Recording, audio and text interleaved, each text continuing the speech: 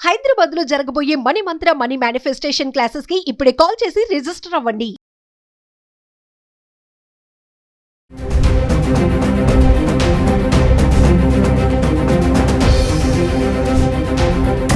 నమస్తే సార్. నమస్తే. సార్, హైదరాబాద్ నగర అభివృద్ధిలో చూసుకుంటే ఫ్యూచర్ సిటీ కీలకంగా మారబోతుందని అంటున్నారు. అసలు ఏంటి ఫ్యూచర్ సిటీ? ఇన్ కేస్ అది వస్తే మరి డెవలప్మెంట్ అయ్యే ఏరియాస్ ఏంటి అంటే సార్ ఒకసారి డీటెయిల్గా. ఎలక్ట్రానిక్ సిటీ అని విన్నారా మీరు? ఫ్యాబ్ సిటీ అని విన్నారా? ఏ స్టేజ్లో ఉన్నాయి? కానీ future city, sustainable city, 100% net zero city అనేది పాజిటివ్ హోప్లో అయితే నడుస్తుంది. కానీ రియాలిటీ అనేది ఇంకా జరగలేదు. గత ఐ థింక్ 1-2 months బ్యాక్ శంకుస్థాపన చేశారు. డిక్లేర్ చేసి దాదాపు 14-15 నెలలు అయింది ఫోర్త్ సిటీ. ఇంతవరకు మూమెంట్ యాక్టివిటీ, ఫిజికల్ యాక్టివిటీ నాకు కనిపించలేదు జర్నలిస్ట్.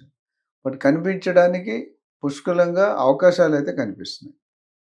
ఎందుకంటే సీఎం గారి ఫోకస్ ఫార్మాసిటీని డిస్టర్బ్ అయినా ఇప్పుడు శ్రీశైలం హైవే అనేది పెద్ద ఫోకస్. శ్రీశైలం హైవేలో హైవే సైడ్ కొనుక్కోవాలంటే 70-80-90 వేలు నడుస్తుంది. Already jacked up price. ఇప్పుడు ఈ ఫోర్త్ సిటీ అనేది 30,000 ఎకరాల్లో ప్లాన్ చేస్తున్నారు. కందుకూరు కానీ, ముచ్చర్ల కానీ, కడతాలు కానీ, అమంగల్ కానీ అంతవరకు కలవకుర్తి వరకు పెరిగిపోయింది. తుక్కుగూడ అనేది మనం 1 lakh ముందు 1 lakh అయిపోయింది మంచి ఏరియాలో. అక్కడ 60-70 వేలు తక్కువ అయితే లేదు. సో ఫ్యూచర్లో ఏదో టైం పడుతుందని నేను అనుకుంటున్నాను. పెరగదని చెప్పను, ఒకటి ఇమీడియట్గా పెరిగే అవకాశం అవుతుంది. ఎందుకంటే మన స్టాండర్డ్ డైలాగ్ జో దిక్తా హై ఓ బిక్తా హై. అక్కడ కనిపించిన మాటలు వస్తున్నాయి, పొలిటికల్ టాక్ వస్తుంది, కానీ రియల్ యాక్టివిటీస్ అనేది కొద్దిగా there is a slip between the cup and the lip. But possibilities are there. ఎందుకంటే సీఎం ఒక నిఘా పెట్టారు. చంద్రబాబు గారు ఇప్పుడు మీరు చూసుకుంటే హైదరాబాద్ ఫస్ట్ సికింద్రాబాద్, తర్వాత హైదరాబాద్, థర్డ్ చంద్రబాబు గారి పేరులో సైబరాబాద్. ఈ 4 సీట్ అనేది రేవంత్ రెడ్డి గారి పేరులో ఉండాలని నా ఆకాంక్ష. అంటే ప్రతి సీఎం కూడా నేను స్టేట్కి ఏదో చేశాను, కంట్రీకి ఏదో చేశాను, పీఎం అయితే అనుకుంటారు. ఆ దిశగా చూసుకుంటే 30,000 ఎకరాలు అనేది టౌన్షిప్ అనేది వెరీ బిగ్. మీకు నాకు తెలిసి 10-20 సంవత్సరాలు పడుతుంది. ఫస్ట్ మన దగ్గర డబ్బులు లేవు, 7 లక్షల కోట్లు అప్పు ఉంది. మొన్న రైజింగ్ సమిట్ అని పెట్టారు, global rising summit, Telangana summit అని. 5,75,000 కోట్లకి ఊహాగానాలు జరిగాయి, అంటే డిస్కషన్స్ జరిగినాయి. బట్ ఎప్పుడు వస్తాయనేది మీరు చెప్పలేరు, నేను చెప్పలేను.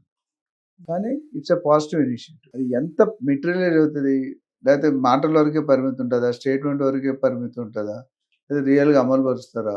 ఒకవేళ నిజంగా అందులో 50% వచ్చిన 5,75,000 కోట్లు అనుకుంటే నేను సగం వచ్చిన హైదరాబాద్ ఆల్రెడీ ఎక్కడికో వెళ్ళిపోయింది. తెలంగాణలో రియల్ ఎస్టేట్ని ఎవరు పట్టుకోలేడు. Telangana is going to rock 120% next 10 years. CM గారు ఉన్నా లేదా ఇంకెవరు వచ్చినా హైదరాబాద్ గ్రోత్ని అయితే ఆపే ఛాన్సులు చాలా తక్కువ. ఆ 10 years తర్వాత ఏమవుతుందని చెప్పండి, టూ ఎర్లీ. బట్ 10 years వరకు ఐ ఫైండ్ గుడ్. ఇన్వెస్ట్ చేసేవాళ్ళు హ్యాపీగా ఇన్వెస్ట్ చేసుకోండి. బట్ ఒకటి సజెషన్ ఏంటంటే, చాలామంది నాకు ఫోన్ చేస్తున్నారు ఇన్వెస్టర్స్, సార్ ఒక్క 2 నిమిషాలు టైం ఇవ్వండి సార్, 2 కోట్లు పెట్టండి. 2 నిమిషాలు నేను ఏం చేయగలుగుతాను?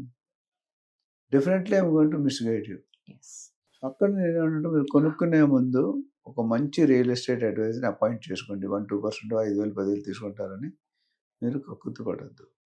రెండోది, ప్రాపర్టీ కొంటున్నామో లేదనుకుంటే ఎలాంటి ప్రాపర్టీ, ఎంత వర్త్ అయిన ప్రాపర్టీ, ఎంత నెట్వర్త్ ఉంది, ఎంత గ్రోత్ ఉన్న ప్రాపర్టీ, ఏ లొకేషన్లో కొంటాం అనేది చాలా చాలా ఇంపార్టెంట్. చాలా మంది బిల్డర్స్ దగ్గర మోసపోతున్నారు. అందరూ చెడ్డవాళ్ళు కాదండి, 5-10% మోసం ఉంటే 90% కూడా బ్యాడ్ నేమ్ వస్తుంది. సో నేను అనేది ఏంటంటే, మీరు కొనుక్కునేటప్పుడు కొన్ని ఫ్యాక్టర్ని కన్సిడరేషన్. ఒకటి లొకేషన్. రియల్ ఎస్టేట్ అంటే ప్రాపర్టీ, లొకేషన్.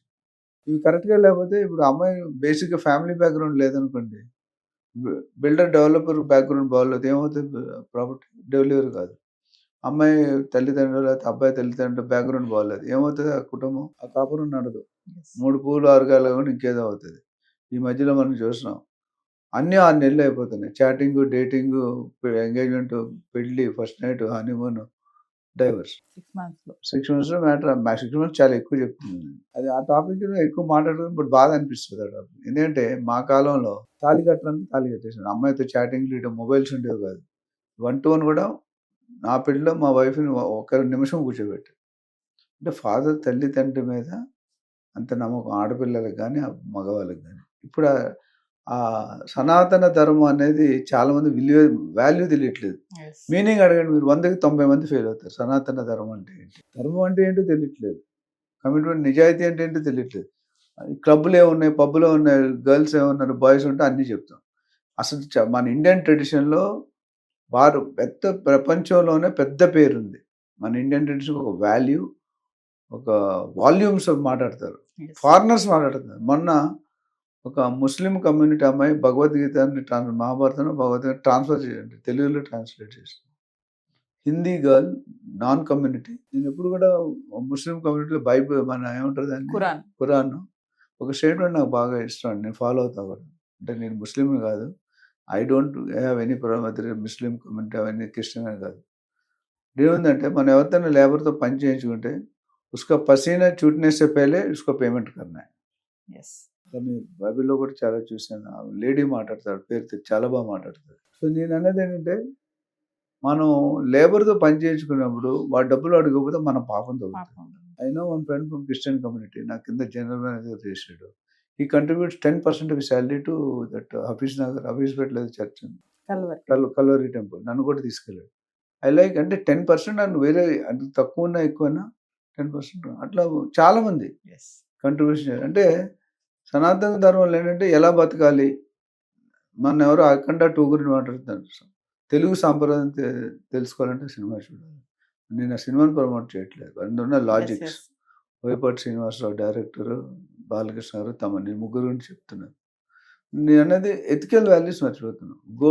గోల్డ్ అనేది ఏంటంటే ఎప్పటికీ తరగని అంటే హైయెస్ట్ కన్జ్యూమేషన్ గోల్డ్ అనేది మనమే ఇండియాలో ఇప్పుడు ఉన్నాం, ఫ్యూచర్లో కూడా ఉంటాం. ఎందుకంటే ఆడవాళ్ళు బంగారం ఇర్రెస్పెక్ట్ ఎనీ కమ్యూనిటీ బంగారం లేకుండా బయట. కమింగ్ టు మరి అంటే 4th సిటీలో డెవలప్ అయ్యే ఏరియాస్ ఏంటి అంటే sir? Develop area Srisailam highway మొత్తం అమ్మా, మీకు తుక్కు కూడా ఆల్రెడీ డెవలప్ అయిపోయింది. ముచ్చర్ల, కందుకూరు, యాచారం, కడతాల్, అమంగల్, కలవకుర్తి, ఆ రోడ్ అంతా పెరిగిపోతుంది. Already Kalwakurthy which is 120 kilometers from the city is selling at 10,000-12,000 per yard.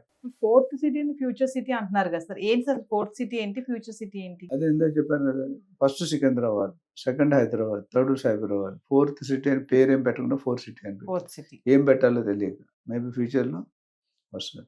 But invest చేసే వాళ్ళకి ఒక 10 years వెయిట్ చేస్తే మంచి రిటర్న్స్ వస్తాయి. అక్కడ ఇన్వెస్ట్ చేస్తాం, ఇన్వెస్ట్ చేసుకుంటే డిఫరెంట్గా ఇన్వెస్ట్ చేసుకుంటే దాని మీద ఏ area wise, district wise, road wise కావాలంటే I'm always available. Thank you.